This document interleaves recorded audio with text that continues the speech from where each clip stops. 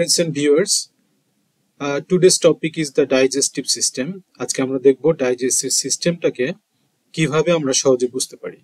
সিস্টেমকে সহজে বোঝার জন্য ফার্স্টে আমাদের বুঝতে হবে যে এই ডাইজেস্টিভ সিস্টেমটা আসলে স্ট্রাকচারালি কেমন দেখতে।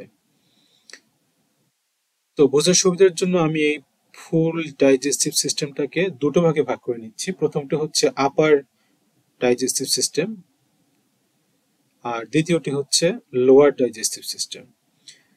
তো আপার ডাইজেস্টিভ সিস্টেমের ভিতরে যেটি আছে প্রথমেই হলো মুখ বা মাউথ। এই মুখ থেকে আমাদের প্রথম ডাইজেস্টিভ সিস্টেমের ফাংশনটা শুরু হয়। আমরা প্রথমে মুখে নেই, তারপরে দাঁত দিয়ে চাবাই। চাবানোর পরে যেটি মেইনলি হয় যে আমাদের বড় বড় পার্টগুলো ছোট ছোট পার্টে পরিণত হয়, যার কারণে সহজে আমরা সোয়ালো বা গলাধঃকরণ করতে পারি। এই কাজে সাহায্য করে টাং আর কিছু স্যালাইভারি গ্ল্যান্ড।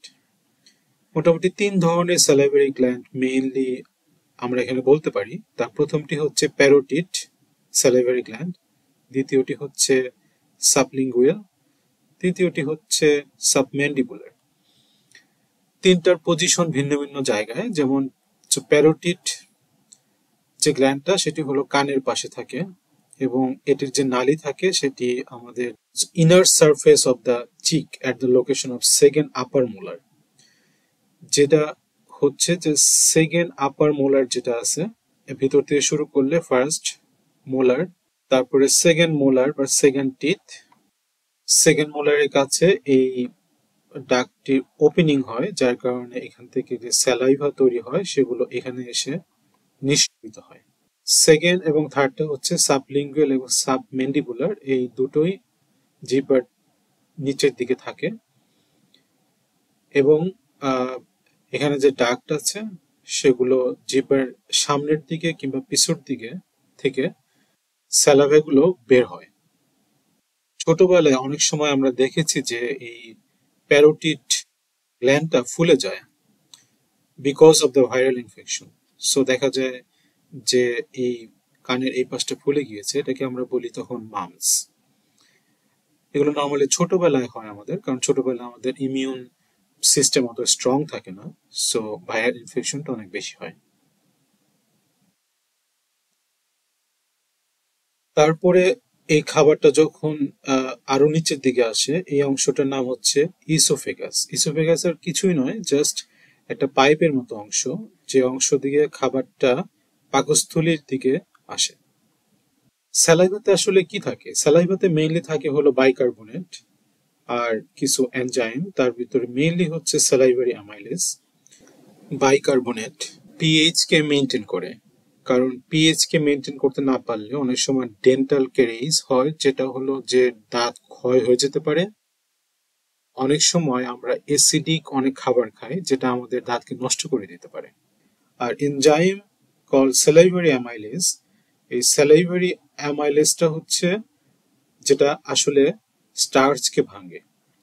সো স্টার্চ যখন খাই, যেমন ভাত, রুটি, এগুলো খাওয়ার পরে এই ডাইজেস্টিভ যে প্রসেসটা সেটা এই মুখ থেকেই শুরু হয়। এবং যার কারণে মাঝে মধ্যে যখন আমরা রুটি কিংবা ভাত খেয়ে থাকি, কিছু কিছু সময় দেখা যায় আমাদের মিষ্টি অনুভব হয়। তার কারণ হচ্ছে যে স্টার্চ ভেঙে যখন গ্লুকোজ তৈরি হয়, তখন এই গ্লুকোজটা আমাদের সুইটনেস বা মিষ্টির একটা অনুভূতি তৈরি করে। এবং খুবই আশ্চর্যের ব্যাপার হলো যে আমরা প্রতিদিন প্রায় 1 থেকে 2 লিটারের মতো স্যালাইভা তৈরি করি এবং এই তৈরি করা স্যালাইভা আমাদের ডাইজেশনে খুবই হেল্প করে। সেকেন্ড পার্টটা হচ্ছে যেটা আসে সেটা হলো ডায়াফ্রাম। এই ডায়াফ্রামকে ভেদ করে ইসোফেগাস পাকস্থলীর সাথে গিয়ে মেশে। ডায়াফ্রামটা মেইনলি হচ্ছে যে আমাদের ফুসফুস ধারণ করে এবং আমাদের ভিতরে যে লিভার, পাকস্থলী, এগুলোকে সুরক্ষিত করে বা সাপোর্ট দেয়। এবং এই ডায়াফ্রাম ভেদ করে যখন ইসোফেগাস খাদ্যগুলো নিয়ে যায় পাকস্থলীতে, এই পাকস্থলী হলো খুব অ্যাসিডিক একটা এনভায়রনমেন্ট। এখানে খাদ্য কণাগুলি ভেঙে আরো ছোট ছোট হয়, এবং এখানে যদি কোনো ব্যাকটেরিয়া ভাইরাস থাকে খাবারের সাথে, নর্মালি আমরা সবসময় ব্যাকটেরিয়া ভাইরাস খাই, সেগুলোকে মারার জন্য এই অ্যাসিডগুলো কাজ করে। তারপরে খাদ্য এই পাকস্থলী থেকে চলে যায় স্মল ইন্টেস্টাইনে। এই স্মল ইন্টেস্টাইনে যাওয়ার সময় গল ব্লাডার, যেখানে পিত্তরস জমা থাকে, পিত্তরসগুলো নর্মালি লিভার থেকে তৈরি হয়, লিভার থেকে তৈরি হয়ে এই গল ব্লাডারে জমা হয়ে থাকে। যখন খাবার আসে তখন পিত্তরসটা বের হয়ে আসে, বের হয়ে খাবারের সাথে মিশে যায়। বাইল বা পিত্তরসের মেইন কাজ হচ্ছে যে ফ্যাট সমৃদ্ধ যে খাবারটা, সেগুলোকে ভেঙে ছোট ছোট ফ্যাট ড্রপলেটে তৈরি করা, যেন খুব সহজে এগুলো আমাদের দেহের ভিতরে ঢুকতে পারে। আর প্যানক্রিয়াস থেকে প্যানক্রিয়েটিক ডাক্ট বা নালীর মাধ্যমে বেশ কিছু এনজাইম যায়, যেগুলো আমাদের আবার প্লাস অন্যান্য কাজে হেল্প করে। প্যানক্রিয়াসের কথা বললে মেইনলি আসে সেটা হলো ইনসুলিন। আমাদের আশেপাশে আমরা অনেক সময় দেখি যে ডায়াবেটিক রোগী যারা ইনসুলিন তৈরি করতে পারে না, তাদের এই ডায়াবেটিক রোগটা হয়। এই স্মল ইন্টেস্টাইন আবার 3 ভাগে ভাগ করা যায়, ডিপেন্ডিং অন ওরা কত দূরে আছে পাকস্থলী থেকে। যেমন প্রথম পার্টটাকে বলা হয় ডিউডেনাম, সেকেন্ড পার্টটাকে বলা হয় জেজুনাম, থার্ড পার্টটাকে বলা হয় ইলিয়াম। প্রথম পার্টটা মোটামুটি 10 ইঞ্চির মতো হয় লম্বা। তারপরে 3 ফুটের মতো লম্বা অংশটাকে বলা হয় জেজুনাম, এবং তারপরে 6 থেকে 7 ফিটের মতো অংশটাকে বলা হয় ইলিয়াম।